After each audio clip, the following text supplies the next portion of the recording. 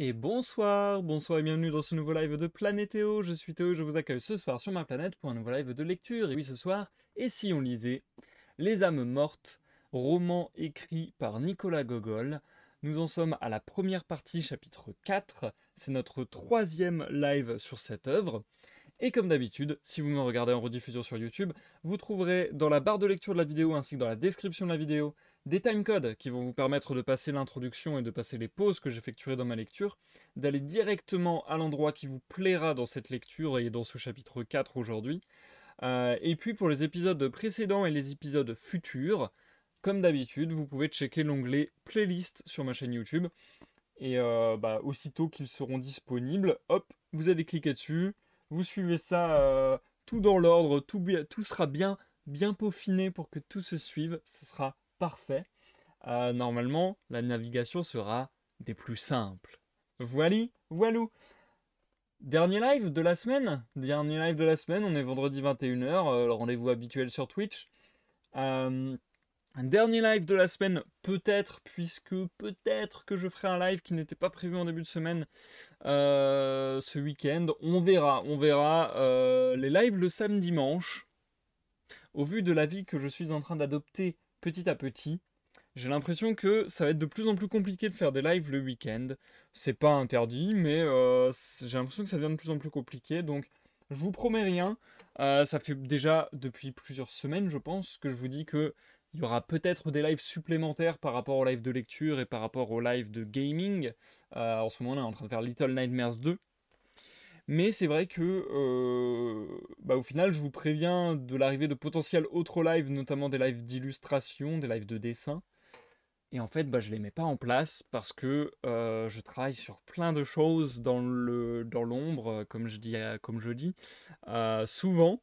Et puis là, en l'occurrence, c'est pas uniquement des choses qui vont concerner les lives ou quoi que ce soit. Donc voilà, il y a des projets aussi perso, on va dire plus personnels, dont je ne peux pas m'entretenir avec vous. Donc du coup, en fait, c'est vrai que je vous dis qu'il y aura plein de lives. Enfin, je vous dis qu'il y aura plein de lives. Je vous ai prévenu que de toute manière, je ferai ça selon l'envie, selon la motivation, selon l'inspiration. Et je mets un point d'honneur à fonctionner à cela, à fonctionner à l'envie, surtout en ce qui concerne les lives. Mais du coup, voilà, c'est vrai que je manque un peu de temps, ou d'organisation, ou d'inspiration, de motivation. Encore une fois, je ne sais pas trop exactement ce qui pêche. Mais j'y réfléchis, j'y pense. Et puis en fait, des fois aussi, je me décourage. Ça, c'est un truc que j'ai souvent. Un peu ce truc, bon, certains diront que c'est un peu un syndrome de l'imposteur en fait, hein. Mais un peu ce truc de, ouais, mais est-ce que c'est vraiment intéressant que je fasse un live de dessin? Parce que de toute manière, je considère pas avoir un niveau de dessin oufissime. Donc voilà, il y a un peu un truc comme ça aussi où je me dis, bon, est-ce que ça a un vrai intérêt que je fasse un live de dessin au final? Bref, faut que j'arrête d'être trop dur avec moi. Faut que j'arrête de me poser trop de questions. Parce que ça, c'est l'un de mes vilains défauts. C'est pas bien méchant, Théo. Et puis, il faut que je fasse juste parler mes envies. Que je les accompagne, que je les accepte, que je les laisse, que je les accueille. Voilà, que je les laisse me pénétrer. Et que je fasse juste ce qui me plaît, en fait. Mais bref, je sais pas pourquoi je suis en train de vous dire ça là. Mais bon, c'est le début d'intro, vous savez. Je bavarde, je pars dans tous les sens. Et puis, je sais pas souvent où est-ce que je vais. Mais voilou. Je vous invite d'ores et déjà à vous installer, à prendre place, à vaquer à vos occupations en toute quiétude tandis que vous m'occupez. Santé à tous les amis. Et concernant la lecture du soir, on a une petite particularité. Enfin, en fait, je dirais, en concernant le roman Les âmes mortes, on a une petite particularité qui m'est apparue après les deux premières lectures et qui devrait continuer vraisemblablement de ce que j'ai vu dans le sommaire. C'est que les chapitres sont difficiles pour moi à organiser. Grosso modo, je vous explique, je vous l'ai dit souvent, j'essaie en général de respecter les unités de sens qu'a créé l'auteur. Qu'est-ce que j'entends par unité de sens? Ça va être les parties, les chapitres, les sous-parties, les chants, les poèmes ou que sais-je encore. Donc du coup, voilà, j'essaie de respecter ces unités de sens pensées par l'auteur parce que voilà, je me doute que, enfin comment dire, pour moi c'est évident que c'est une unité de sens et que, comment dire, rien que le fait d'organiser les choses de telle ou telle manière est porteur de sens pour l'œuvre. Donc, bah, j'ai envie de respecter ça et de pas faire n'importe quoi. J'ai pas envie d'écharper son texte en faisant 12 lives de 10 minutes pour faire un chapitre. Donc voilà. Il y a ce genre de problématique qui se pose à moi quand je fais des lives de lecture. Sur les âmes mortes, il y a un petit problème, c'est que vous avez vu le live précédent, il était très court. Ça tombait bien en l'occurrence parce que j'étais un petit peu fatigué, j'avais pas trop le moral, tout ça. Donc au final, c'est passé crème, on va dire, pour moi. Mais c'est vrai qu'en général, moi, ma durée préférentielle de live de lecture, ça sera entre 1h30 et 2 heures. Au maximum, je peux pousser jusqu'à 2h30.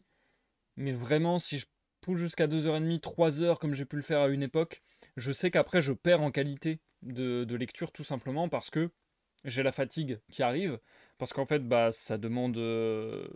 J'ai envie de dire presque une fatigue corporelle. Genre, j'ai une fatigue au niveau des cordes vocales, de la gorge, etc. Enfin voilà, ça devient compliqué avec tout le système phonatoire, n'est-ce pas? Et puis aussi une fatigue oculaire et aussi une fatigue cérébrale parce que bah, ça demande une concentration un peu plus, comment dire, un peu plus ardue, un peu plus énervée que de faire une lecture à voix haute plutôt qu'une lecture silencieuse. Donc voilà, il y a tout ça qui fait que c'est des, comment dire, des paramètres qu'il faut que je prenne en compte. Donc, sur la lecture présente, j'ai un petit souci, c'est que je me suis rendu compte que en termes de nombre de pages, et au vu des premiers lives que j'ai fait, j'ai l'impression qu'il va y avoir beaucoup de chapitres déséquilibrés, entre guillemets, par rapport à ce que je fais habituellement. C'est-à-dire que, grosso modo, j'ai l'impression qu'il est possible que si je fais comme d'habitude, on arrive à faire un live très court, un live très long, un live très court, un live très long, ou bien que des lives très longs si je fais l'effort de lire un chapitre supplémentaire. Et en fait, bah, j'ai pas envie de me défoncer la gorge, j'ai pas envie de me défoncer les cordes vocales et tout ça, mais j'ai pas non plus envie que la lecture dure des mois et des mois. Donc voilà, je suis dans un entre-deux où pour le moment j'ai pas encore pris de décision très claire, je sais pas encore ce que je vais faire exactement. Pour ce soir, le chapitre 4, ça devrait être une durée de live à peu près dans mes clous habituels, donc ça devrait aller pour ce soir. Mais sinon, pour les prochains, j'ai pas encore pris de décision. Et bah, du coup, je me pose des questions. Je me suis posé aussi une question sur la lecture du live précédent. Je dis pas que ça va arriver. Je dis pas que ça va arriver, mais c'est vrai que ça m'est apparu comme une possible solution. Je me suis dit, ah mais en fait, quand je fais un live court de 1 heure, pour le coup, je suis vraiment peu fatigué. Et du coup, je me suis dit, est-ce que ça serait pas le bon plan de faire des lives de lecture peut-être plus régulièrement? Donc peut-être plus de 2 lives de lecture par semaine, mais plus courts. Sauf que du coup, en rediffusion sur YouTube, ça veut dire beaucoup plus d'épisodes, sachant qu'il y a des œuvres qui arrivent déjà à 15 épisodes de lecture, etc. Donc c'est déjà énorme. Sauf que là, au lieu d'avoir 15 épisodes de 2h30, 3 heures et tout, ou 2 heures, voilà, on va dire quand c'est plus, comment dire, commun, comme c'est plus commun, eh bien, est-ce qu'on n'aurait pas des lives de 20-30 épisodes, enfin des lectures de 20-30 épisodes d'1 heure? Je sais pas ce qui est le mieux, je sais pas si c'est une vraie piste de réflexion, si c'est vraiment quelque chose que je vais mettre à l'étude pour les lives futurs. En tout cas, ça m'est passé à l'esprit, je vous en parle là. Si vous avez un avis sur la question, n'hésitez pas à m'en parler dans les commentaires YouTube ou en message privé ou quoi que ce soit. Je sais pas si ça serait mieux pour vous, je sais pas si ça serait mieux pour moi. Enfin voilà, c'est un truc qui m'est passé dans l'esprit. Et puis concernant la lecture des âmes mortes, eh bien, je vous préviens tout de suite qu'elle risque de s'étaler pas mal sur le temps. Et que peut-être, parce qu'après tout, moi ce qui m'intéresse le plus, c'est de vous faire une lecture, de vous restituer une lecture où j'essaie de respecter un maximum les intentions de l'auteur. Donc du coup, peut-être qu'éventuellement, sur les âmes mortes, vous allez voir des épisodes un petit peu hors normes par rapport à ce que je fais d'habitude. Et j'ai envie de dire, au final, c'est peut-être pas si grave que ça. Parce que voilà, on met au centre l'intérêt principal, on met au centre de cet exercice la lecture et rien d'autre que la lecture et l'œuvre. Donc je pense que ça peut être aussi bien si vous voyez popper une fois de temps en temps un épisode de 2h30 et une fois de temps en temps un épisode de 45 minutes. Je sais pas. En tout cas, encore une fois, je suis ouvert à la discussion sur tout ça. C'est des petits questionnements que je me pose qui en vérité sont pas non plus dramatiques, hein, c'est pas hyper grave. Mais voilà, si vous avez envie de parler un peu de ça, je suis ouvert à la discussion et puis peut-être que ça influera mes décisions futures. Voilou. Ah, c'est bien, j'aime bien parler tout seul, c'est pour ça que c'est pas mal les lives pour moi. Parce que j'aime bien parler tout seul, enfin j'aime bien parler avec quelqu'un, mais au moins là ça me fait un interlocuteur par défaut, on va dire. J'aime bien me parler tout seul et je trouve que le dialogue, seul ou pas seul, hein, dialogue seul, un peu cocasse, mais bon bref, vous avez compris ce que je veux dire. La discussion, je trouve que ça permet aussi d'organiser ses idées et de presque se rendre compte soi-même de ce qu'on pense. Peut-être même faire sortir des choses, extérioriser entre guillemets, ou faire sortir des choses et se dire ah ouais en fait c'est comme ça que je vois les choses. Ah ouais en fait c'est comme ça que je pense les choses. Ah ouais maintenant que je le dis, c'est vrai que ça paraît être une bonne idée ou c'est vrai que ça paraît être une idée à la con. Donc je trouve ça toujours très intéressant de parler. Vous devriez essayer. Bref. Allez, sur ce, je vous commence le chapitre 4 que je découpe en 3 parties ce soir. 3 parties qui auront des découpes prévues par l'auteur. On est dans le chapitre 4 et à chaque fois que je m'arrêterai sur une pause, ça sera un saut de ligne qui aura été effectué par Nicolas Gogol. Voilou. On est y part, on reprend donc l'aventure avec toujours Tchitchikov qui se balade dans sa calèche, on va dire, et puis qui est allé voir Malinov, je sais plus, qui sur le chemin vers Sobakevitch a rencontré, enfin s'est perdu et a rencontré une hôte qu'il a gardée chez lui, etc. Et puis avec qui il a un petit peu magouillé. Maintenant, est-ce qu'il va rejoindre Sobakevitch et est-ce qu'on va avoir un épisode un peu similaire à ce qu'on a eu dans les 2 chapitres précédents ou est-ce qu'il va encore y avoir une péripétie inattendue? Nous allons le découvrir. Je vous souhaite une bonne écoute, que vous me regardiez sur Twitch en live ou que vous me regardiez sur YouTube en rediffusion. Pardon. Et je vous dis à dans quelques minutes pour la première pause de ce soir. Attendez, hop, je vais juste faire ça. Voilà, parfait. Chapitre 4. Arrivé devant le tournebride, Tchitchikov ordonna d'arrêter pour 2 raisons.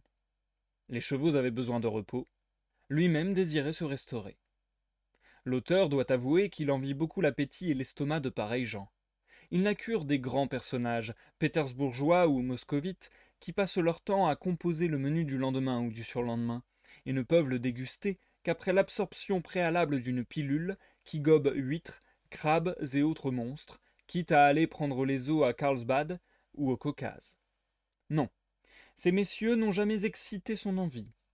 Mais les gens de moyenne noblesse, qui au premier relais se font servir du jambon, au second un cochon de lait, au troisième une darne d'esturgeon ou du saucisson à l'ail, pour ensuite, comme si de rien n'était, s'attabler à n'importe quelle heure et dévorer avec un bruyant et contagieux appétit une soupe au sterlet, à la lotte et aux laitances, accompagnée d'un vol au vent ou d'un pâté de silure, ces messieurs-là sont vraiment dignes d'envie et favorisés du ciel.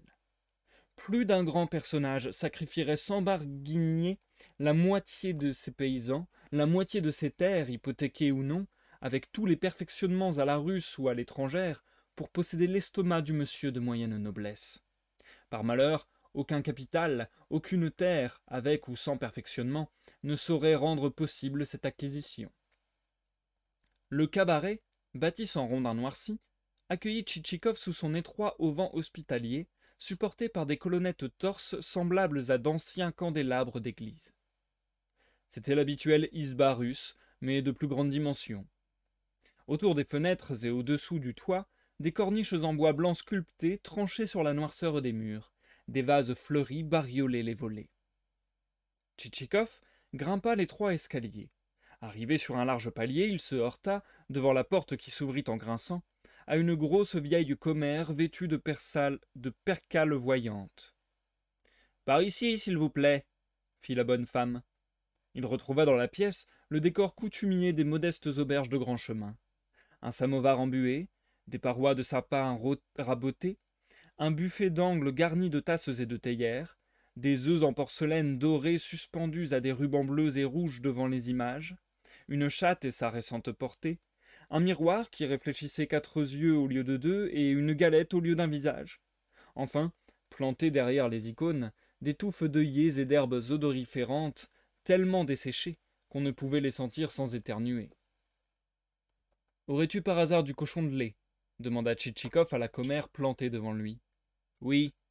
Au réfort et à la crème ?»« Au réfort et à la crème. »« Fais voir ça. » La vieille s'en alla farfouiller et revint avec une assiette, une serviette si empesée qu'elle se tenait debout comme une écorce desséchée, un couteau minuscule à manche d'os jaunie, une fourchette à 2 dents, une salière qui ne pouvait demeurer d'aplomb.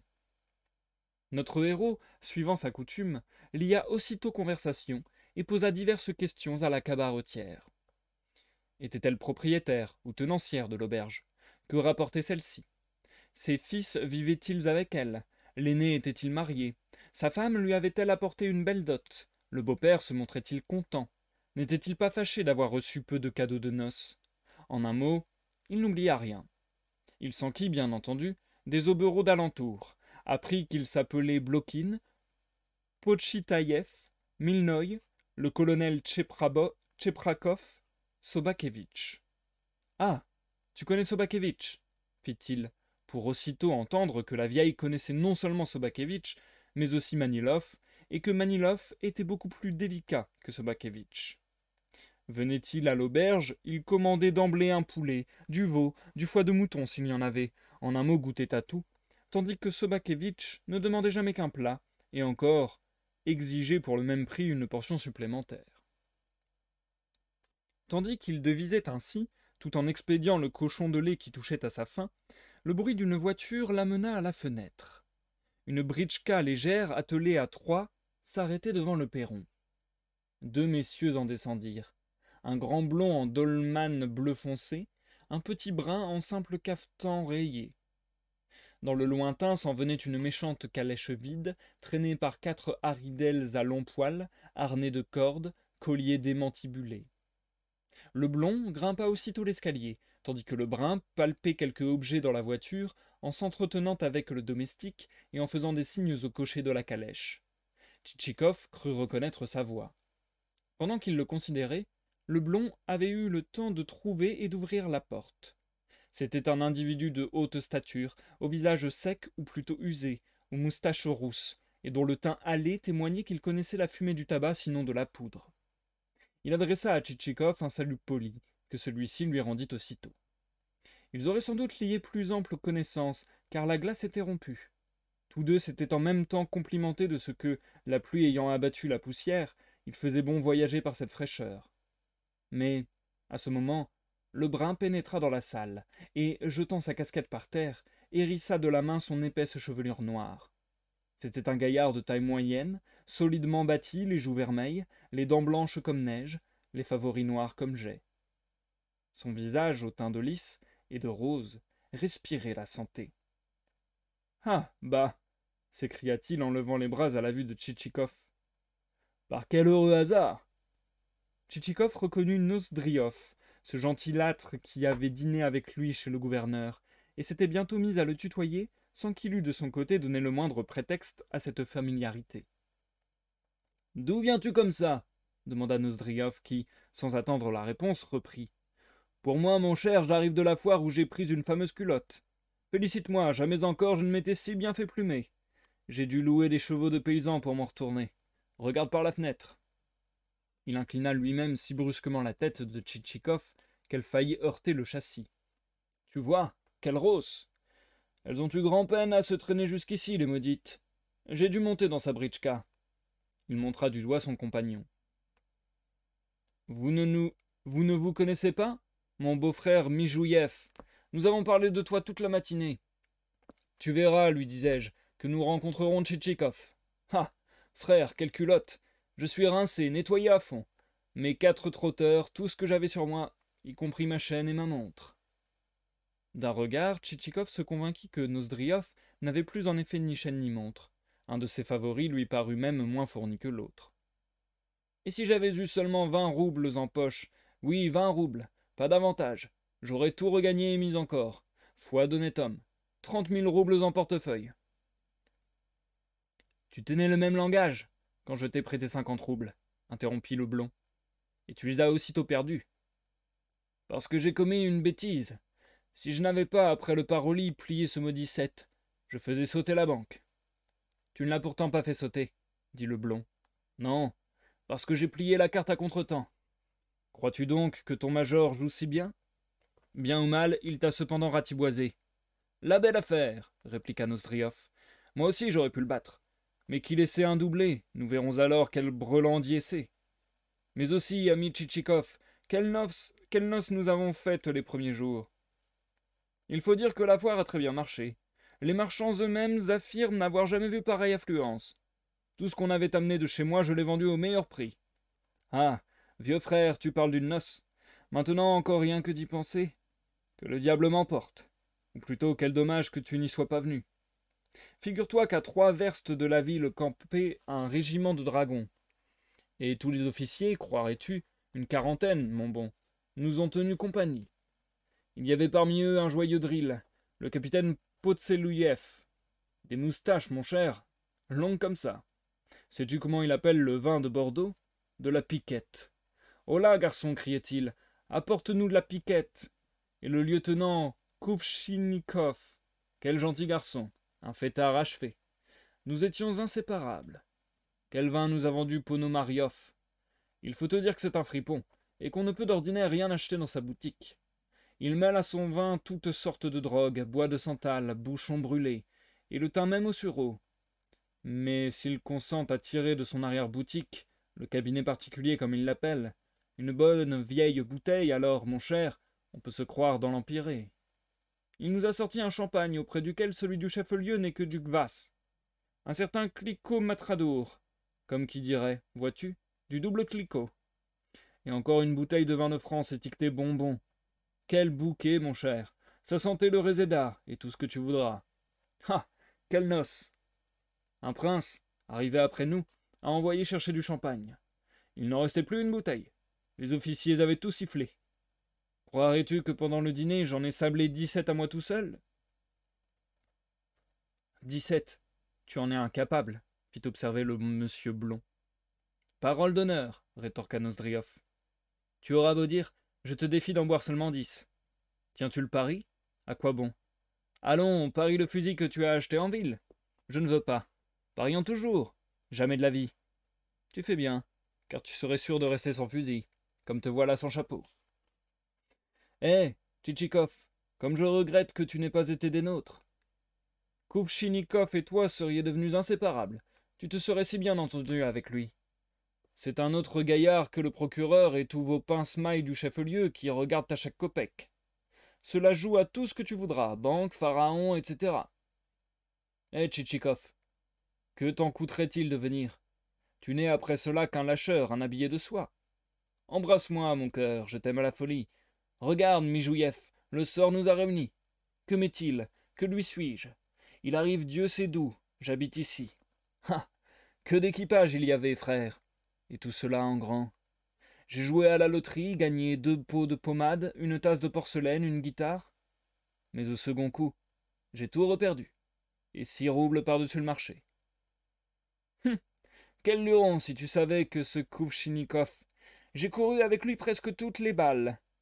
Il y avait une dame en grand tralala, ruches et falbala, Dieu sait quoi encore. Je songeais à part moi que le diable m'emporte. Mais mon animal de Kouvjnikov s'assied auprès d'elle, se met à lui débiter en français une kyrielle de compliments. Crois-moi, si tu veux, il ne dédaignait même pas les femmes du peuple, il appelle cela cueillir la fraise. Et quel choix de poissons, de baliques, de pure merveille. J'en rapporte un. Heureusement que j'ai eu la bonne idée de l'acheter quand je n'étais pas encore à sec. Mais où t'en vas-tu comme chat? Mais où t'en vas-tu comme ça? Chez quelqu'un. Au diable, ce quelqu'un. Viens-t'en chez moi. Impossible, impossible. Une affaire m'attend. Une affaire? Farceur. Sérieusement, une affaire, et urgente encore.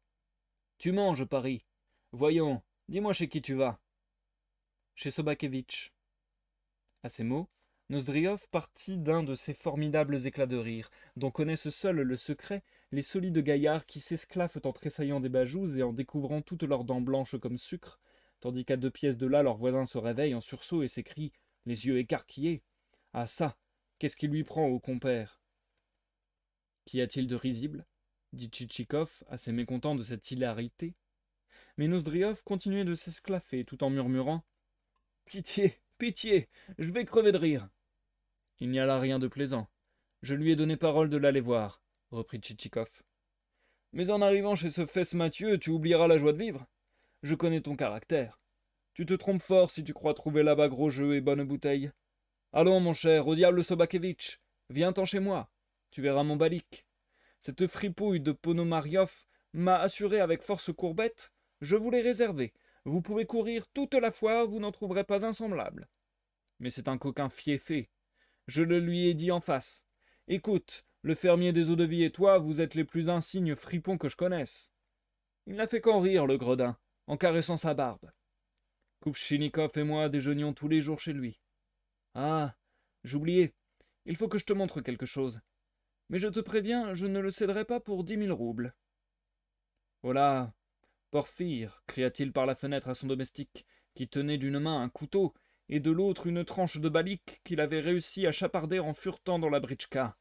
Oh là, Porphyre, apporte la bête. Tu vas voir cet amour de chien, poursuivit Nozdriov en se retournant vers Tchitchikov.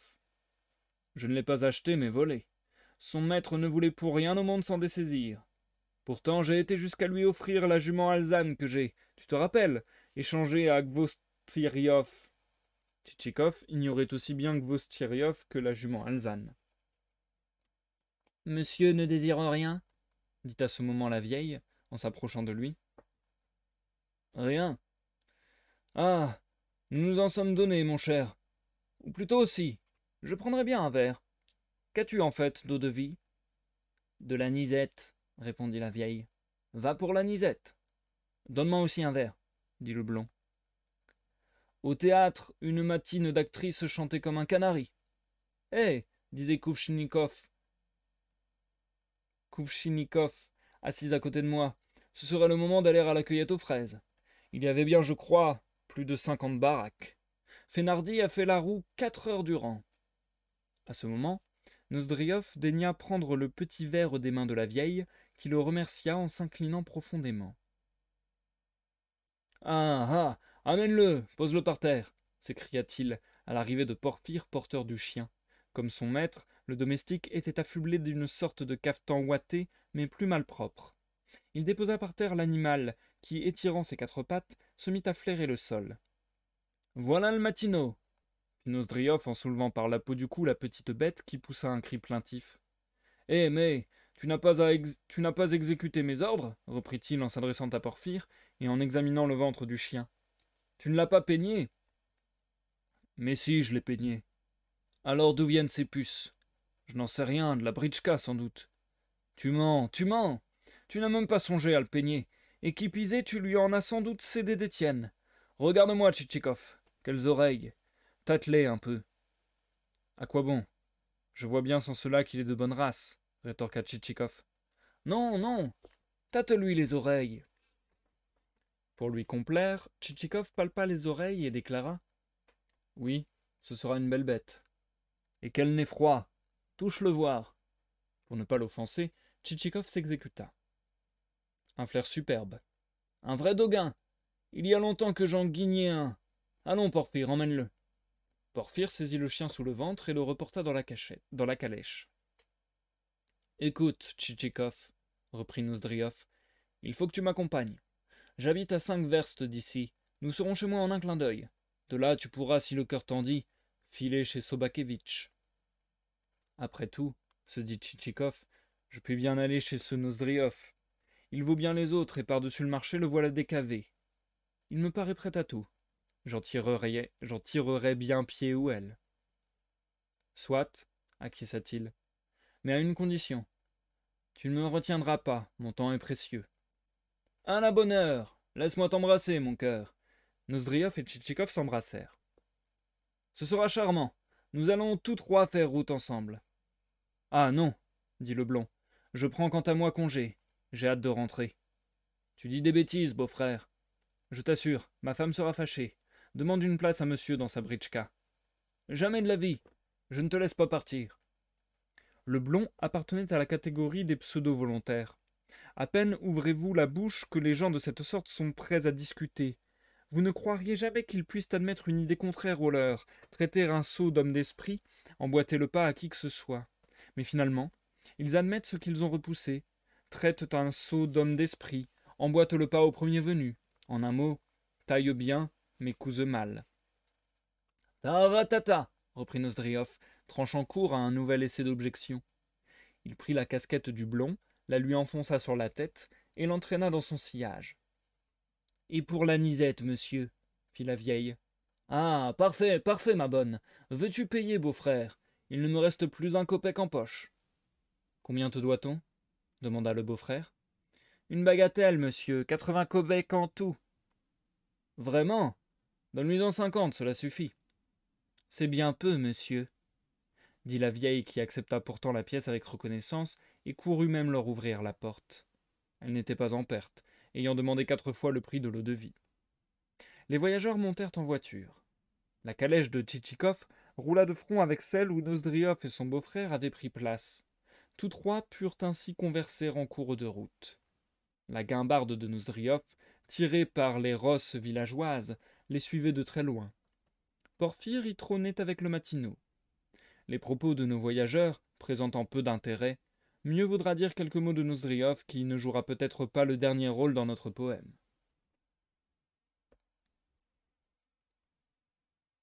Et je vais m'arrêter là pour la première partie de lecture de ce soir. Nous passons à la pause. Et moi, je vais vérifier rapidement parce que j'avais checké à peu près à quels endroits du texte j'allais m'arrêter. Mais je ne m'en souviens plus.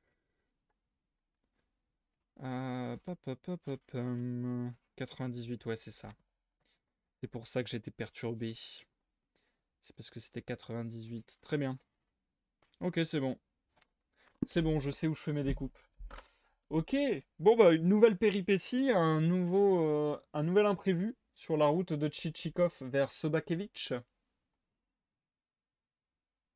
Mais cette fois-ci envers un personnage qu'il a déjà côtoyé, Nozdriov. Euh, pour le coup, oui, je pense que au vu des machinations de Tchitchikov, et vu comment Nozdriov a l'air de l'avoir pris en affection, je pense qu'il est possible pour Tchitchikov de faire un bon coup chez ce Nozdriov et de bien l'arnaquer, j'imagine, comme il se doit, ou en tout cas faire affaire avec lui. Donc je pense que c'est un bon crochet, c'est un bon détour sur sa route. Je pense que ça va lui ramener quelques menus monnaies, n'est-ce pas? Euh, ceci dit, il y aura peut-être des complications parce que peut-être... En fait, c'est ça qui est bien, c'est qu'il peut y avoir plein de versions. On pourrait penser que, justement, vu qu'ils s'entendent super bien, a priori, en tout cas, c'est ce que Nozdriov a l'air de croire, et bah peut-être que Nozdriov, il va pas trop aimer qu'on parle d'argent alors qu'ils sont amis. Peut-être que son beau-frère va intervenir et dire hop hop hop, non non, là il est en train d'essayer de t'enfler. Ça sera peut-être justement le premier 2v1 entre guillemets. Voilà, le fait d'être à 2 contre 1, ça va changer peut-être la discussion. Euh, et puis aussi, il y a le fait tout simplement que il vient de se faire plumer, il vient de perdre de l'argent. Est-ce que ça peut jouer psychologiquement sur le personnage et tout? Très certainement. Euh, et du coup, je trouve ça drôle la manière dont est organisé les âmes mortes de Gogol parce que j'ai l'impression que on est dans des épisodes qui se répètent un petit peu, on est dans des situations à peu près toujours similaires, et en même temps, par la galerie de personnages et par l'histoire elle-même, je suis un peu à me dire qu'est-ce qui va se passer, comment les gens vont réagir et jusqu'à où ce petit trafic va se passer sans encombre et de quelle manière. Je me dis, est-ce que ça y est, est-ce que ça va être dans cette discussion que ça va flancher et que le deal ne va pas pouvoir être passé, etc. Quand est-ce qu'il va se faire potentiellement rouster? Euh, c'est ça qui peut être marrant. Parce que déjà la fois passée, on se rappelle qu'il s'est énervé de fou contre son hôte. Donc déjà, il était pas loin du craquage, on va dire. Donc quand est-ce qu'il va craquer? Quand est-ce que son affaire ne va plus marcher comme sur des roulettes? Et comment vont réagir les gens, encore une fois, à sa demande très spéciale? C'est ça qui est marrant. C'est ça qui est marrant. Il y a une mécanique qui s'instaure, qui s'installe et qui est pas mal. Maintenant, encore une fois, je me répète, mais c'est souvent comme ça dans beaucoup d'œuvres. J'ai l'impression que c'est un commentaire que je vous fais souvent. Faut juste pas que ça mette trop de temps. Si vraiment, en fait, c'est ça. Je trouve que un bouquin, notamment quand il est long, parce que là, c'est quand même un joli bébé, quoi. Un bouquin, notamment quand il est long, je trouve qu'il faut quand même qu'il y ait un certain rythme aussi dans l'action. Et, ouais, on va dire dans le déroulé des événements, une évolution. Et du coup, j'ai du mal, si on se répète toujours dans la même mécanique, si l'histoire n'avance pas, etc., pendant longtemps. Après, c'est parfois le but d'un roman, parfois c'est dans le style de l'auteur de faire durer les choses et ainsi de suite, mais moi j'avoue que j'aime bien qu'il y ait une évolution assez rapide et que les choses s'enchaînent, etc. Donc je veux bien qu'on instaure une ambiance, je veux bien qu'on mette une mécanique en place, mais il faut que ça soit pas gratuit, quoi. Il faut que ça apporte de nouvelles choses au moulin, il faut que ça évolue, il faut que ça développe l'histoire, etc. Donc là, pour le moment, ça va. On est qu'au chapitre 4.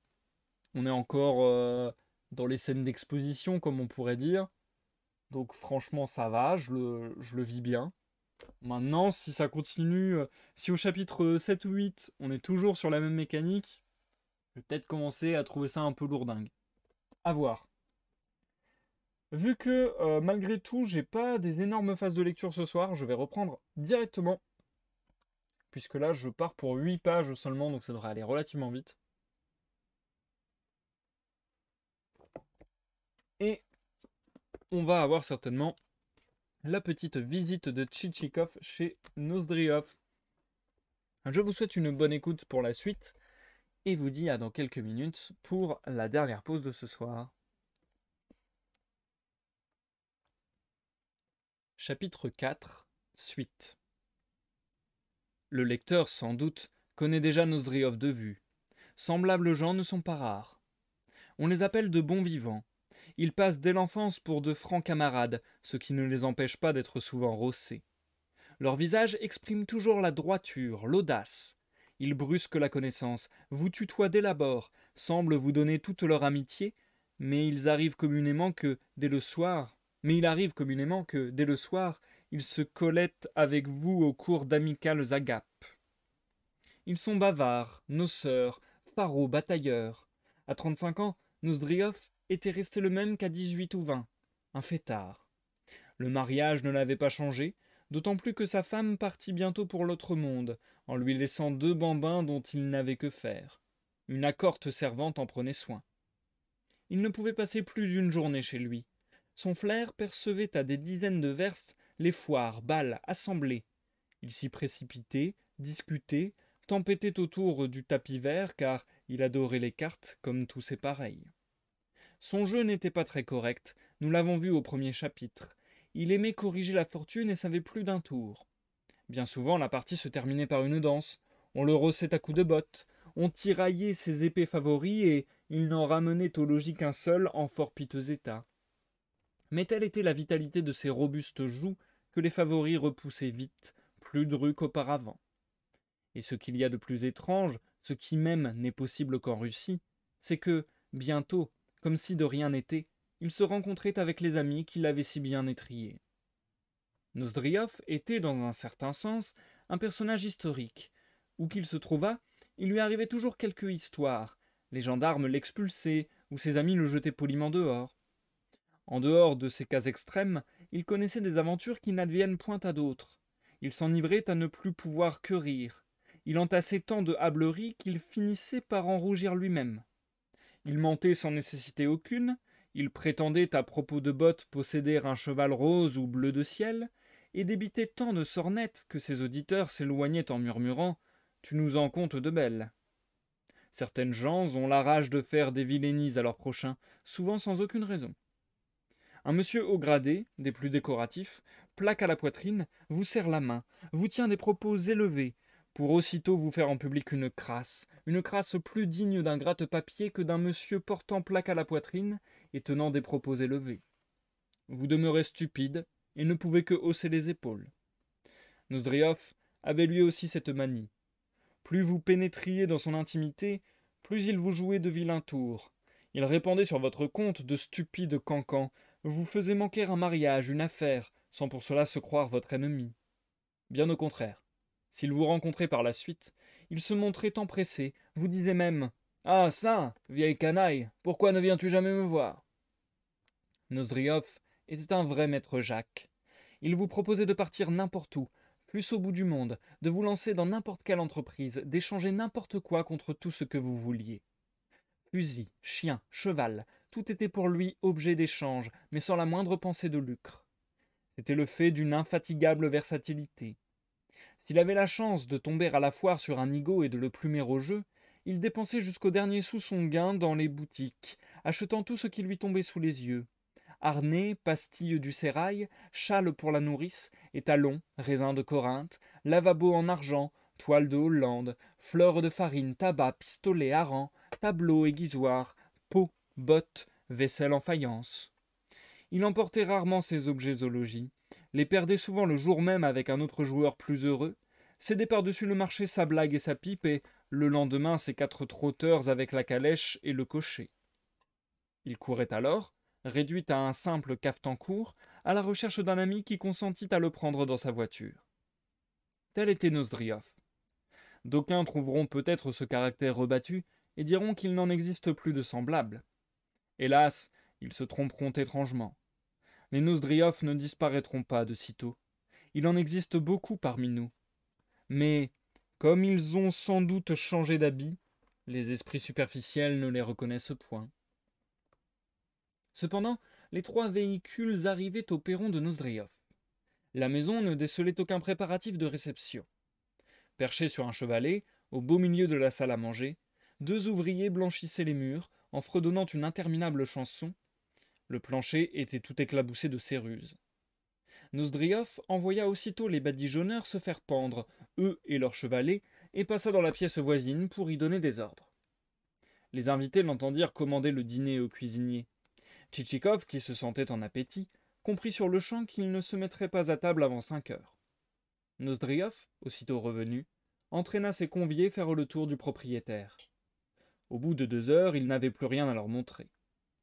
Ils s'arrêtèrent d'abord à l'écurie, où ils virent 2 juments, l'une gris pommelée, l'autre alezane, ainsi qu'un étalon B d'assez piètre apparence, que Nozdrioff prétendit avoir acheté 10 000 roubles.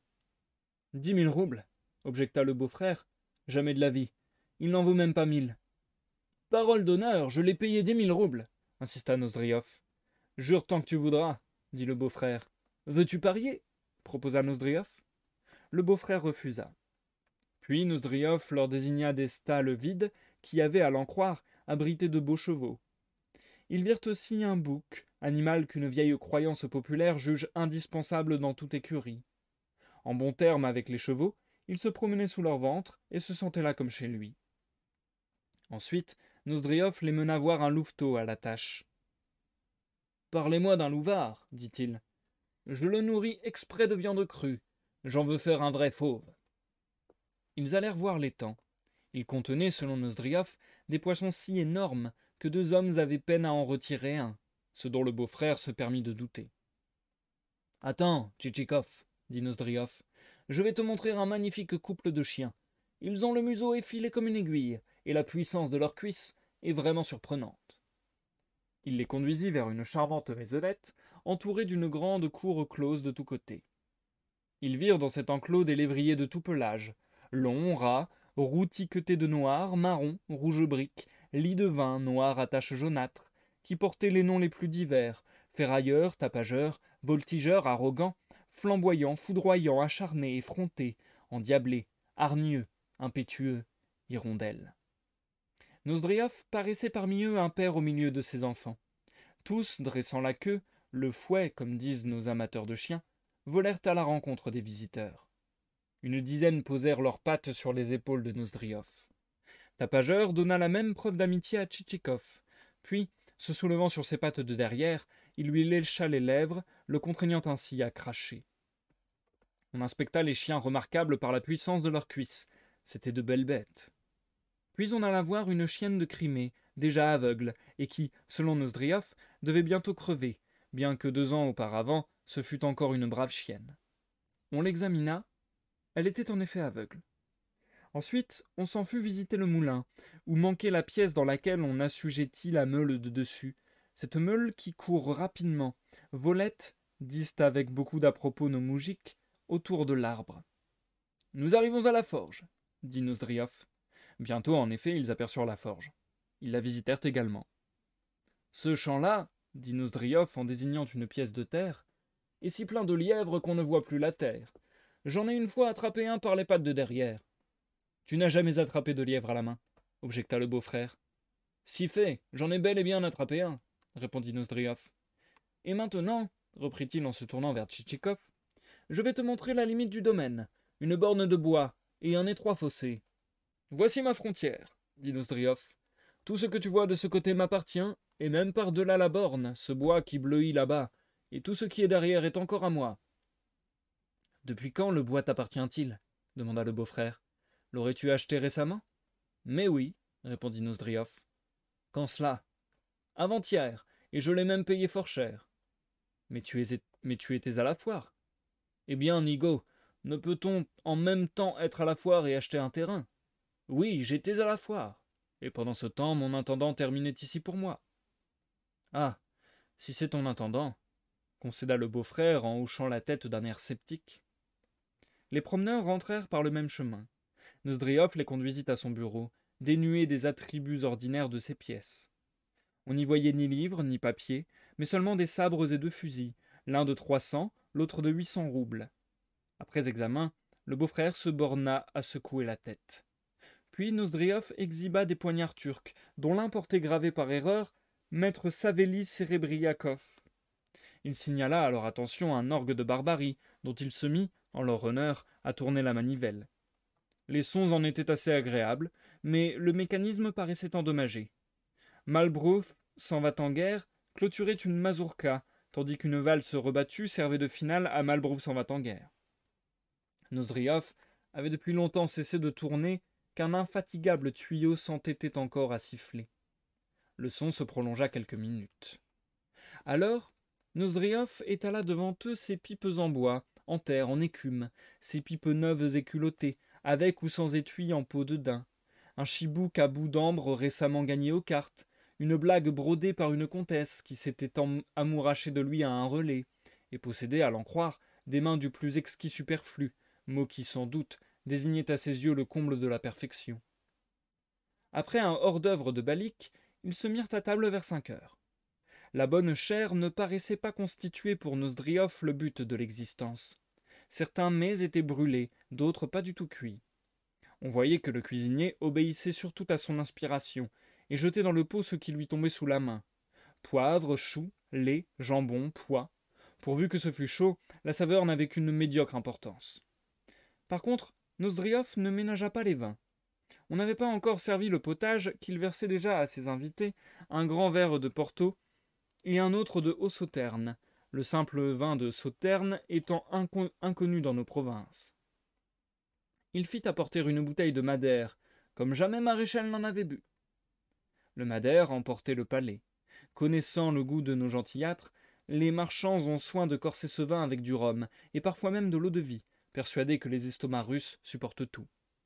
Il demanda ensuite une bouteille d'un vin spécial qu'il baptisa Bourguignon-Champagnon, ce breuvage ayant, à l'en croire, le bouquet des deux vins. Il versait de larges rasades à ses voisins, mais se servait parcimonieusement. La méfiance de Tchitchikov fut aussitôt éveillée. Laissant Nozdriov discourir ou régaler son beau-frère, il en profitait pour verser dans son assiette le contenu de son verre.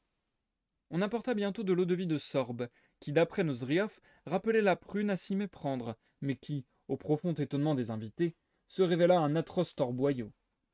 On dégusta ensuite un baume, au nom d'autant plus difficile à retenir que l'amphitryon lui en donna plusieurs. Le dîner était terminé, les bouteilles vidées, mais les convives ne se décidaient point à lever la séance. Pour rien au monde, Tchitchikov n'eut abordé devant le beau-frère l'affaire qui lui tenait à cœur. Ce sujet exigeait la solitude, l'intimité. Au reste, le bonhomme n'aurait su être dangereux.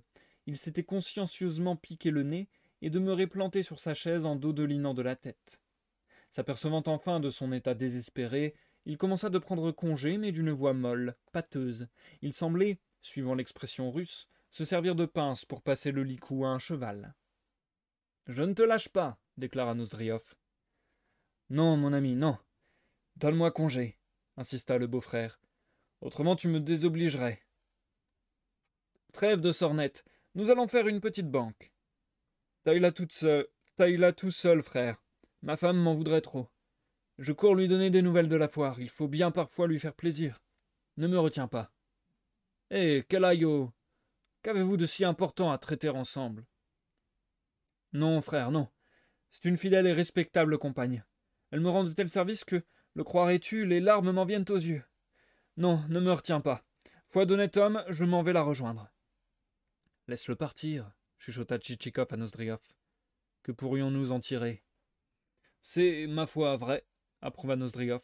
Je déteste ces gnangnans. Que le diable t'emporte. Va-t'en tenir les chevaux à ta femme, Jean Foutre. Non, frère, ne me traite pas de Jean Foutre, répliqua Mijouïev. Je lui dois la vie. C'est une si bonne femme, si douce, si caressante. Elle me touche aux larmes. Elle me demandera ce que j'ai vu à la foire. Il faudra tout lui raconter. Elle est si gentille. Eh bien, va-t'en lui en conter. Voilà ta casquette. Non, frère, tu ne devrais pas en parler sur ce ton. Cela m'offense, sais-tu. Elle est si gentille. Alors, cours vite la retrouver. J'y vais, frère. Excuse-moi de ne pouvoir rester. Je le voudrais bien, mais impossible. Le beau-frère continua longtemps sur ce ton, sans remarquer qu'il était déjà dans sa calèche et n'avait plus devant lui que la solitude des champs. Ce jour-là, sa femme apprit peu de détails sur la foire. « Quel dadais !» déclara Nozdriov en regardant par la fenêtre la voiture s'éloigner au grand trot. « Le bricolier n'est pas mauvais.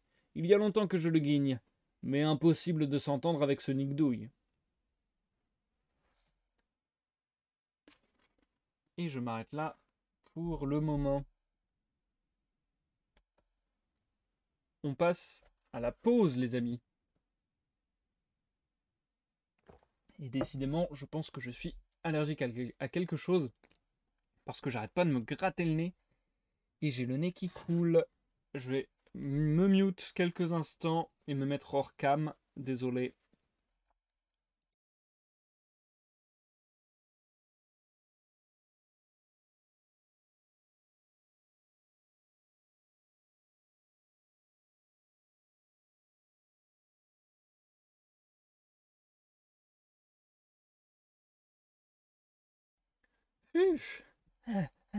Je vois à la cam que j'ai le nez rouge, quoi. Faut vraiment que j'arrive à identifier cette allergie parce que ça fait des années que je me rends compte que j'ai un truc, mais je ne sais toujours pas dire quoi. Bref, faudrait que je fasse des tests allergéniques, je sais pas quoi là, allergènes, je pense qu'on dit. En plus, je me suis déjà fait la réflexion que je suis très difficile en bouffe. Bon là, je parle pas du tout de l'œuvre. Hein. Je suis très difficile en bouffe, en nourriture.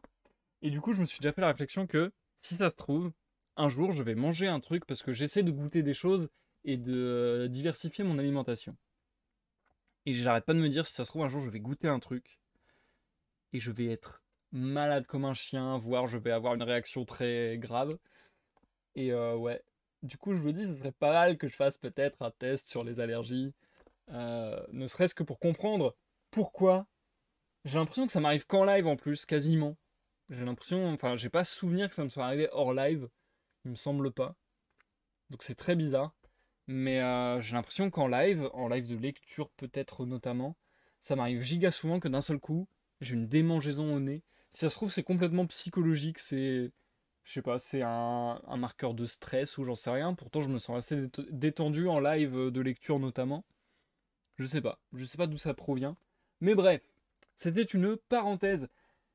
Très marrant ce chapitre. J'aime bien l'ambiance de ce chapitre. Je trouve que le personnage de Nozdriov est grave intéressant et j'ai trop aimé la description qu'en a fait le narrateur parce que j'arrive tellement à voir le genre de personnage, le narrateur qui dit ce personnage un petit peu gaillard, etc. Et ce genre de personnage qui est tout le temps de bonne humeur, etc. Mais qui en même temps fait vite de toi un ami, en tout cas dans sa manière de te parler et tout, mais qui en même temps n'hésitera pas à t'enfoncer plus il te connaît bien et plus il n'hésitera pas à t'enfoncer dans sa manière de te parler et des trucs comme ça. Enfin bref, je trouve que la description du personnage est parfaite et que, ouais, l'auteur qui dit, enfin le narrateur qui dit que il y aura toujours des Nozdriov, qu'ils sont juste habillés autrement. Et bah ouais, je crois quoi? Je crois que même depuis la publication du bouquin en 1840 et quelques, 1840 et quelques, il me semble, je pense qu'encore aujourd'hui, il y a des Nozdriov, ouais, dans le monde, ouais. En vrai, j'aime beaucoup le stéréotype de ce personnage, je trouve qu'il est bien écrit. Et, euh, et là, enfin, c'est marrant en fait, genre, c'est très anecdotique, ça sert pas à grand chose, mais c'est marrant tout le cérémoniel de je vais te montrer mon domaine, après on va aller boire un coup, et puis mon beau-frère il va se rendre bourré et je vais lui dire mais non reste, puis en même temps je vais être content qu'il s'en aille, enfin je sais pas, c'est des trucs comme ça, un peu stéréotypes mais un peu cliché mais marrant parce que c'est crédible et c'est bien fait je trouve, enfin ouais.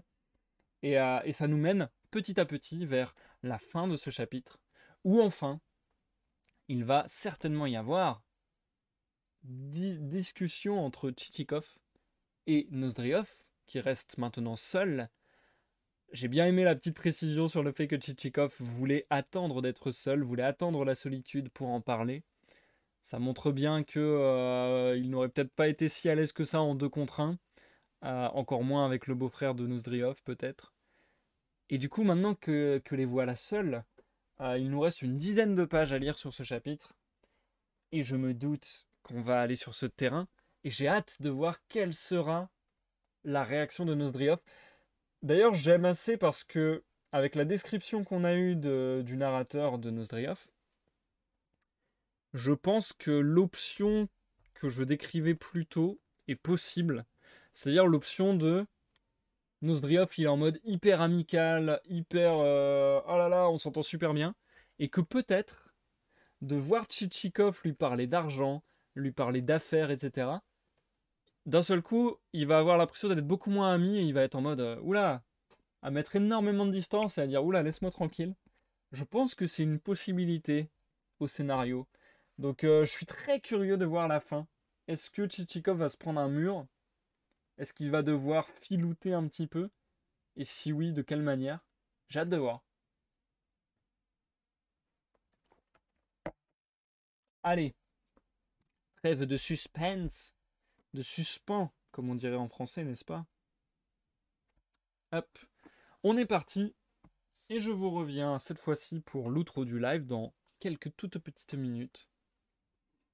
A tout à l'heure, bonne écoute à tous. Chapitre 4, suite et fin.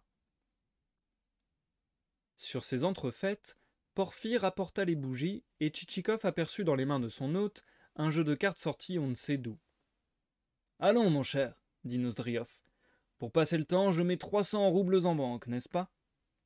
Sous ses doigts qui en comprimaient les bords, Le jeu se bomba et la banderole sauta. Mais Tchitchikov parut ne pas comprendre. Il dit, comme frappé d'une soudaine réminiscence: « Ah oui, à propos, j'ai un service à te demander. »« Lequel ? » ?»« Jure-moi d'abord que tu ne refuseras pas. »« Mais quel service ? » ?»« Jure d'abord. »« Soit. »« Parole d'honneur ? » ?»« Parole d'honneur. »« Eh bien, voici. Beaucoup de tes paysans défunts figurent encore, je crois, sur les listes de recensement. »« Oui, et alors ? » ?»« Cède-les-moi. »« Qu'en veux-tu faire ? » ?»« J'en ai besoin. »« Pourquoi ? » ?»« C'est mon affaire. J'en ai besoin, te dis-je. »« Tu manigances quelque chose ? » ?»« Avoue. »« Rien du tout. »« Quel parti tirer de pareilles vétilles ? » ?»« Mais alors, qu'en as-tu besoin ? » ?»« Voyez-vous le curieux ? Il voudrait tout palper, mettre son nez partout. »« Ah, tu biaises. Puisque c'est ainsi, je ne fais rien, tant que tu ne m'auras pas expliqué ton dessein. »« Tu seras bien avancé quand tu le sauras. Simple fantaisie de ma part. Et tu n'agis guère honnêtement. Tu donnes ta parole pour aussitôt la reprendre. »« Comme tu voudras. Mais je ne m'exécute pas avant que tu aies parlé. » Que pourrais-je bien lui dire ? Songea Tchitchikov qui, après un instant de réflexion, déclara avoir besoin d'âmes mortes pour acquérir du poids dans le monde. Comme il ne possédait pas de grands domaines, elle lui en tiendrait lieu, en attendant mieux. « Tu mens, interrompit Nozdriov. Tchitchikov dut s'avouer que le prétexte allégué était plutôt faible. « Allons, reprit-il, je vais te dire la vérité. De grâce, n'en souffle mot à personne. Je me suis mis en tête de me marier, mais les parents de ma fiancée ont de grandes prétentions. Qu'allais-je faire dans cette galère ? Ils exigent du fiancé 300 âmes, et comme il m'en manque près de la moitié... »« Tu mens, s'écria de nouveau Nozdriov. Pas même de ça, affirma Tchitchikov, en désignant du pouce l'extrémité de son petit doigt. Je parie ma tête que tu mens. Cela devient insupportable. Pour qui me prends-tu ? Je ne fais que mentir, d'après toi. C'est que je te connais, mon bon. Tu es un grand fripon. Permets-moi de te le dire amicalement. Si j'étais ton chef, je te pendrais au premier arbre venu. Tchitchikov se sentit froissé. Toute expression un tant soit peu grossière ou malsonnante lui déplaisait. La familiarité le choquait. Il ne la tolérait que de grands seigneurs. Aussi fut-il piqué au vif. « Parole d'honneur, je te pendrai, » répéta Nozdriov. « Sois dit sans t'offenser. Je te parle tout franc, en ami. »« Il y a des limites à tout, » déclara Tchitchikov d'un ton digne. « Si tu veux faire parade de semblables propos, fréquente les corps de garde. Si tu ne veux pas donner tes âmes mortes, vends-les-moi, » ajouta-t-il après un temps. « Te les vendre ? Mais je te connais, canaille, tu n'en offriras pas cher. Je te vois venir. Crois-tu qu'elles vaillent leur pesant d'or ? Ça y est, je t'avais bien deviné. Tu n'as pas honte de ces façons de juif ? Tu devrais tout simplement m'en faire cadeau. Écoute, je vais te montrer que je ne suis pas un grigou. Achète mon étalon, je te donnerai les âmes par-dessus le marché. »« Qu'ai-je à faire de ton étalon ? » s'écria Tchitchikov, décontenancé par cette proposition. « Mais je l'ai payé 10 000 roubles, et je te le cède pour 4 000. Et après, je n'ai pas de haras. Attends donc, tu ne me donneras tout de suite que 3 000 roubles et le reste plus tard. Je n'en ai que faire, te dis-je. Alors achète ma jument alezane. À quoi bon ? Pour la jument et le cheval gris que je t'ai montré, je ne te prendrai que 2 000 roubles. Mais je n'ai nul besoin de chevaux. Tu les vendras, à la première foire on t'en donnera le triple. S'il en est ainsi, vends-les toi-même. Voilà un gain assuré. Je le sais bien, mais je voudrais t'en faire profiter. » Tchitchikov remercia son hôte de sa bonne intention, mais refusa catégoriquement, et le cheval gris et la jument alezane. « Alors achète-moi des chiens. Je t'en céderai un couple à faire venir la chair de poule, de longues moustaches, le poil hérissé, une cambrure de côtes invraisemblables, des pattes ramassées qui effleurent la terre sans laisser la moindre trace. Qu'ai-je à faire de chiens ? Je ne suis pas chasseur. Je voudrais voir quelques-uns de mes chiens en ta possession. Mais si tu n'en veux pas, achète mon orgue. Il est superbe. Foi d'honnête homme, je l'ai payé 1500 roubles. Je te le cède pour 900. Qu'ai-je à faire d'un orgue ? Je ne suis pas un de ces Allemands qui s'en vont mendiants par les chemins en tournant la manivelle. Mon orgue ne ressemble pas à ceux des mendiants allemands. Il est tout en acajou. Attends, je vais te le montrer encore une fois. Regarde-le bien. Nozdriov saisit Tchitchikov par le bras et, l'entraînant dans l'autre pièce, le força, en dépit de ses protestations et trépignements, à entendre une fois de plus, comme quoi Malbrouth s'en va en guerre. « Si tu ne veux pas me l'acheter, reprit-il, voici ce que je te propose. Je te le cède avec toutes mes âmes mortes contre ta britchka, mais tu ajouteras 300 roubles. Il ne manquait plus que ça. Et comment m'en irai-je? Je te donnerai une autre voiture. Viens à la remise, je te la ferai voir. Une fois repeinte, ce sera une merveille. Décidément, il a le diable au corps, songea Tchitchikov, bien décidé à refuser tous les orgues, toutes les calèches, et aussi tous les chiens malgré leurs pattes ramassées et l'incroyable cambrure de leurs côtes. Ainsi, je te cède la britchka, l'orgue, les âmes mortes. Affaire liée. Je ne veux pas, déclara Tchitchikov. Mais pourquoi? Parce que je ne veux pas, voilà tout. Quel être tu fais? Tu ignores décidément les procédés qui sont en usage entre bons camarades. On voit de suite que tu n'es pas franc. Me prends-tu pour un imbécile? Tu ne voudrais pourtant pas me voir acheter un objet parfaitement inutile. Ne m'en compte pas, je te connais maintenant. Tu n'es qu'une racaille. Écoute, faisons une petite banque. Je mettrai pour enjeu mes défunts et l'orgue par-dessus le marché. Je ne tiens pas à courir de risque, dit Tchitchikov en lorgnant les cartes que tenait Nozdriov. Elles lui parurent fort suspectes, et la moucheture du dos sujette à caution. Quel risque, fit Nozdriov. Si tu as la chance pour toi, tu peux gagner des 1000 et des 100. Tiens, le voilà, quelle veine, s'écria-t-il en commençant à tailler pour stimuler son partenaire. Quelle veine! Le voilà, ce maudit neuf, qui m'a si bien ratiboisé. Je sentais qu'il me trahirait, mais les yeux fermés, j'ai mis dessus en me disant « Hé, par tous les diables, vends-moi, trahis-moi, maudit !» Pendant ce discours, Porphyre apporta une bouteille, mais Tchitchikov se refusa à boire comme à jouer. « Enfin, pourquoi ne veux-tu pas jouer » dit Nozdriov. « Je n'en ai pas envie. D'ailleurs, à parler franc, je ne suis pas amateur. »« Pourquoi cela ?»« Parce que, » trancha Tchitchikov en haussant les épaules. « Tu n'es qu'une mazette. Que veux-tu, je suis né comme ça. Un butor, un Jean Foutre. Je te croyais un galant homme, mais tu n'as aucun savoir-vivre. Impossible de te parler en ami. Tu manques de franchise, tu n'as pas de bons mouvements. Tu es un fief et coquin, un autre Sobakevitch. Pourquoi m'injurier? Est-ce ma faute si je ne suis pas joueur? Vends-moi les âmes toutes seules, si tu attaches tant de prix à ce trésor. Compte là-dessus. Je voulais t'en faire cadeau, mais maintenant, Bernick, offre-moi 3 royaumes, je ne te les vendrai pas. Tu n'es qu'un cuistre, un bellitre. Je ne veux plus avoir aucun rapport avec toi. Porphyre, va dire au palefrenier de ne pas donner d'avoine à ses chevaux, qu'il se contente de foin. Cette conclusion déconcerta Tchitchikov. Je voudrais ne t'avoir jamais vu, conclut Nozdriov. Malgré cette altercation, les deux hommes soupèrent ensemble. Mais cette fois, on ne servit aucune boisson au nom compliqué. Il n'y avait sur la table qu'une bouteille de piquette, pompeusement baptisée vin de Chypre. Après le souper, Nozdriov mena Tchitchikov dans un cabinet où un lit avait été dressé. « Voici ta chambre, dit-il, mais je ne saurais te souhaiter bonne nuit. » Son hôte parti, Tchitchikov se sentit de la plus méchante humeur.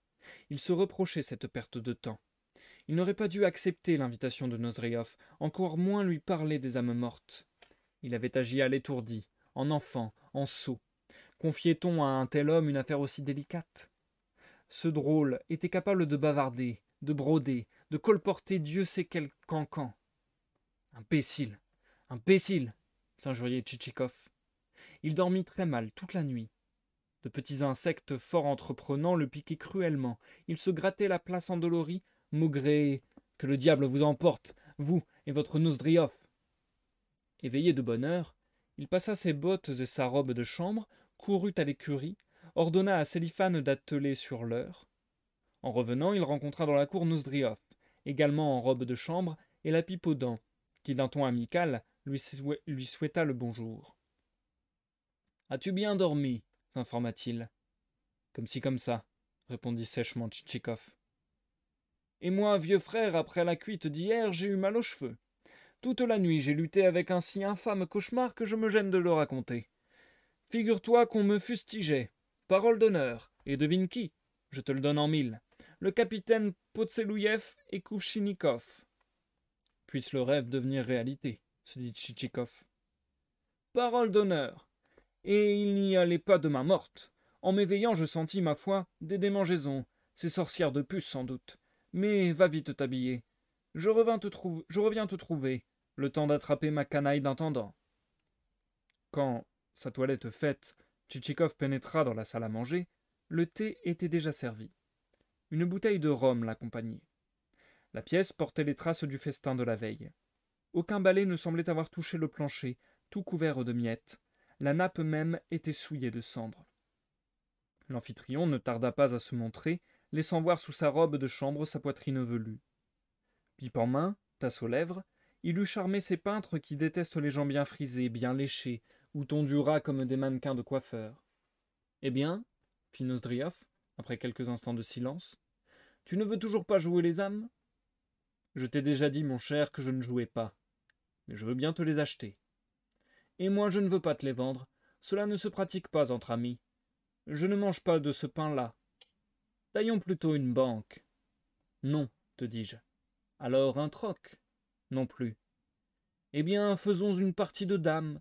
Si tu gagnes, les âmes sont à toi. Et j'en ai une masse à rayer de la feuille de recensement. Voilà, Porphyre, apporte ici le damier. Peine inutile, je ne jouerai pas. Mais il ne s'agit plus de hasard.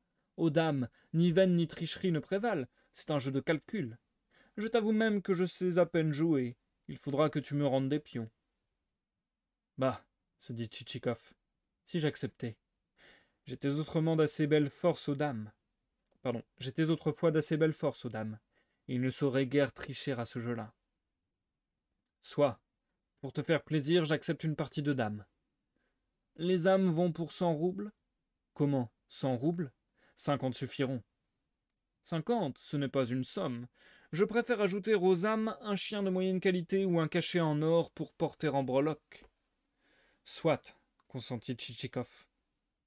Combien de pions me rends-tu demanda Nozdrioff. Mais pas un. Il ne manquerait plus que ça. Donne-moi au moins double avantage pour commencer. Jamais de la vie. Je joue mal moi-même. Nous savons comme vous jouez mal, dit Nozdrioff en avançant un pion. Il y a des années que je n'ai touché aux dames, dit Tchitchikov en avançant à son tour un pion. Nous savons comme vous jouez mal, dit Nozdrioff en poussant un autre pion. Il y a des années que je n'ai touché aux dames, dit Tchitchikov en poussant un second pion. Nous savons comme vous jouez mal, reprit Nozdrioff qui avança un troisième pion, tandis que le bout de sa manche en poussait un autre. Il y a longtemps que je n'ai touché. Eh mais, l'ami, d'où vient ce pion? Remets-le en place, dit Tchitchikov. Quel pion? Mais celui-ci, dit Tchitchikov, qui en aperçut aussitôt sous son nez un autre, bien près d'aller à dame. Dieu sait d'où il sortait. Non, reprit-il en se levant, impossible de jouer avec toi. Tu avances 3 pions d'un coup. Comment 3 pions? C'est une erreur. J'ai bougé celui-ci par distraction. Je le remets en place. Mais l'autre, comment se trouve-t-il là? Quel autre? Celui-ci qui s'en va à dame. Comment? Tu ne te rappelles pas? Non, mon cher, je me rappelle fort bien. J'ai compté tous les coups. Ce pion-ci, tu viens seulement de l'amener là. Voilà sa vraie place. Comment sa vraie place? S'exclama Nozdrioff, devenu pourpre. Tu as une riche invention, à ce que je vois. Parle pour toi, mon cher, mais tu l'exerces mal. Me prendrais-tu pour un tricheur? Je ne te prends pour rien du tout, mais je ne jouerai plus dorénavant avec toi. La partie est commencée, s'emporta Nozdrioff. Il faut la finir. Tu n'as pas le droit de refuser. J'en ai parfaitement le droit, puisque tu ne joues pas en galant homme. Qu'oses-tu dire là, menteur? Menteur toi-même. Je n'ai pas triché. Tu ne peux refuser de terminer la partie. Tu ne saurais m'y contraindre, déclara froidement Tchitchikov, en brouillant le jeu. Nozdrioff, furieux, s'approcha si près de son partenaire que celui-ci recula de 2 pas. Je te forcerai à jouer. Peu importe que tu aies brouillé le jeu. Je me rappelle parfaitement les coups. Nous allons remettre les pions à leur place. Non, mon cher, inutile. Je ne jouerai plus avec toi. Tu ne veux plus jouer. Tu sens toi-même qu'on ne peut pas jouer avec toi. Parle net. Tu ne veux plus jouer, reprit Nozdrioff en s'approchant de plus en plus. Non, je ne veux plus, trancha Tchitchikov, en se protégeant à tout hasard le visage, car l'affaire devenait chaude. Cette précaution n'était pas inutile. Le bras de Nozdrioff ayant déjà décrit un grand moulinet, l'une des joues de notre héros eût fort bien pu se couvrir d'une ineffaçable flétrissure. Mais Tchitchikov, parant le coup, empoigna les bras trop entreprenants. Porphyre, Pavlouchka, hurla Nozdriov, fou de rage en essayant de se dégager. À ces mots, Tchitchikov, ne voulant pas rendre les domestiques témoins d'une scène scandaleuse, et comprenant l'inutilité de retenir Nozdriov, lâcha celui-ci. Au même instant, accourut Porphyre, suivi de Pavlochka, robuste gaillard avec lequel il n'eût pas fait bon avoir maille à partir. « Alors, tu ne veux pas terminer la partie ?» demanda Nozdriov. « Réponds franchement. »« Impossible, » dit Tchitchikov en lorgnant la fenêtre. Il aperçut sa britchka attelée, Sélifane qui n'attendait qu'un signe pour venir se ranger contre le perron. Mais les deux lourdeaux de laquais barraient la sortie. « Alors tu ne veux pas terminer la partie ?» répéta Nozdriov cramoisi. « Si tu jouais en galant homme, mais comme ça je ne peux pas. »« Hein, tu ne peux pas, crapule. Tu te crois perdu et tu ne veux plus jouer. Tapez dessus !»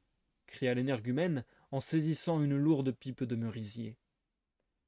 Tchitchikov, pâle comme un linge, voulut parler, mais ses lèvres remuaient sans émettre aucun son. « Tapez dessus !» hurlait Nozdriov en avançant, chibouk en main, face écarlate, corps en sueur, comme s'il montait à l'assaut d'une imprenable forteresse. « Tapez dessus !» hurlait-il, de la même voix qu'un casse-cou de lieutenant dont la folle bravoure doit toujours être modérée par un ordre du jour spécial, crie à son peloton en avant au cours d'une attaque décisive. Emporté par son ardeur, notre lieutenant perd la tête, se croit un Souvorov, brûle d'accomplir une action d'éclat. « En avant, les gars !» crie-t-il impétueusement, sans comprendre qu'il nuit au plan général d'attaque, que des milliers de fusils sont braqués aux embrasures des inaccessibles murailles, que son faible peloton sera réduit en poudre, qu'une balle fatale va mettre un terme à ses cris belliqueux. Si Nozdriov tenait assez bien l'emploi d'un lieutenant en délire, le bastion qu'il attaquait, loin de paraître inexpugnable, tremblait tout simplement de peur. La chaise dont il voulait se couvrir lui avait déjà été arrachée par la valtaille. Déjà, plus mort que vif, il s'apprêtait à tâter du chibouk. Dieu sait ce qui serait advenu de notre héros si le sort n'eût daigné lui sauver les côtes, les épaules, toutes ses nobles parties. Un tintement fêlé de grelots sembla soudain tomber du ciel. Un bruit de roue vint mourir au perron. Le lourd halètement des 3 chevaux à bout de souffle retentit jusque dans la pièce. Instinctivement, tout le monde se tourna vers la fenêtre. Un personnage moustachu, en tunique à moitié militaire, sauta d'une télègue et, après enquête dans l'antichambre, pénétra dans la pièce au moment où Tchitchikov, mal remis de son effroi, se trouvait dans la plus pitoyable situation que mortel eût jamais connue. « Monsieur Nozdriov, s'il vous plaît » demanda l'inconnu tout ébahi, en dévisageant tour à tour Nozdriov qui brandissait son chibouk et Tchitchikov qui se remettait difficilement de son émoi. « Tout d'abord, à qui ai-je l'honneur de parler » rétorqua Nozdriov en s'avançant vers le nouveau venu. « Au capitaine Ispravnik. »« Et que désirez-vous ?»« Je viens vous prier par ordre de vous tenir à la disposition de la justice jusqu'au prononcé du jugement dans le procès qui vous a été intenté. »« Quel procès ? Vous êtes impliqué dans l'affaire Maximov. Ce propriétaire vous accuse d'avoir, au cours d'une orgie, exercé des violences sur sa personne. Vous l'auriez fait battre de verge. »« Vous mentez. J'ignore totalement le propriétaire Maximov. »« Monsieur, permettez-moi de vous dire que je suis officier. Si bon vous semble, parlez sur ce ton à vos domestiques. Quant à moi, je ne saurais le supporter. » Sans attendre la réponse de Nozdriov, Tchitchikov saisit son chapeau et, se dissimulant derrière le capitaine Ispravnik, gagna au plus tôt le vestibule. Une fois dans sa britchka, il ordonna à Sélifane de lancer ses chevaux à toute vitesse. Et c'est la fin du chapitre 4, les amis. Ça sera donc également la fin de la lecture de ce soir.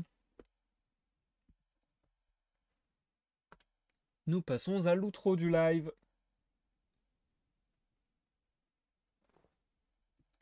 Et du coup, je ne sais pas si tu es toujours parmi nous, mais bonsoir Agis, ça fait longtemps qu'on ne s'était pas croisés. J'espère que tu vas bien. J'espère que tu vas bien. Et je te souhaite une bonne année. Je le dirai vraiment jusqu'à la fin du mois. J'adore faire ça. Bref. Très cool ce chapitre. Très cool ce chapitre parce que c'est un peu ce que je réclamais tout à l'heure pendant la pause. Enfin, le cycle se brise. Bon, en même temps, le cycle n'a pas duré non plus 1000 ans, mais voilà. La première fois, ça s'est très bien passé. La seconde fois, il a fallu user d'un petit peu de malice, voire d'un petit peu de rentre-dedans. Là, rien n'y fait. Il avait un mur face à lui. Ça a été très compliqué. Et en fait, il a même pas réussi à faire passer son affaire. Il a été sauvé in extremis de se faire passer à tabac, a priori. Donc, bon, euh, l'un dans l'autre, c'est assez ce que je réclamais, que la situation évolue et de voir que, bah voilà, il n'arrive pas toujours à ses fins. Donc, c'est hyper intéressant. Maintenant, je suis très curieux de voir la suite. Est-ce que ça aura des répercussions? Est-ce qu'on va revoir Nozdriov dans le futur? Est-ce que peut-être il va parler à d'autres personnes du fait que, d'après lui, Tchitchikov, il le sent pas trop et il est en train de faire quelque chose de très bizarre avec des âmes mortes parce que voilà, ça a l'air d'être un sujet un petit peu tabou étant donné que Tchitchikov lui-même s'en voulait a posteriori de lui avoir parlé de cela. Donc c'est assez intéressant. C'est assez intéressant aussi de voir la personnalité de Tchitchikov qui, voilà, il refuse beaucoup de choses et puis a posteriori, avec un peu de réflexion, il se dit ah ouais mais en fait j'ai vraiment envie d'avoir ces âmes mortes. Donc du coup, il consent finalement à jouer. Il consent finalement à échanger peut-être un chien, etc. Enfin bref. Donc c'est assez intéressant. Le personnage de Nozdriov, j'adore la manière dont il est dépeint. Je le trouve frappant de réalisme. Il y a vraiment des gens qui peuvent être comme lui, quoi. Enfin, le comportement de Nozdriov, je trouve que c'est un comportement qu'on peut retrouver chez vraiment beaucoup de gens. Je sais pas, je le trouve extrêmement bien dépeint. Euh, Extrêmement bien construit dans sa manière de parler, dans sa manière de structurer ses phrases et de rebondir et ainsi de suite. Et puis, bah voilà, le fameux stéréotype du menteur qui niera jusqu'au bout, quoi. Voire même qui s'énerve, quoi. C'est ça. Qui s'énerve et qui préfère en venir aux mains et devenir colère que d'avouer qu'il a menti, quoi. Que d'avouer qu'il a triché aussi. Donc non, franchement, très marrant. J'aime bien ces petites scénettes, j'aime bien ces petites galeries de personnages. Maintenant, encore une fois, il faut que l'histoire avance. Là, il y a peut-être un début d'évolution à l'histoire, avec voilà peut-être Nostriov qui va lui apporter des soucis dans le futur. Même si j'ai l'impression que la fin du chapitre raye un petit peu Nostriov de l'histoire, en mode bon bah il a des problèmes avec la justice donc on le reverra plus. À voir. À voir. En tout cas, voilà, il peut se passer des choses. Il peut se passer un début de rumeur sur l'activité de Tchitchikov. Il peut se passer beaucoup de choses.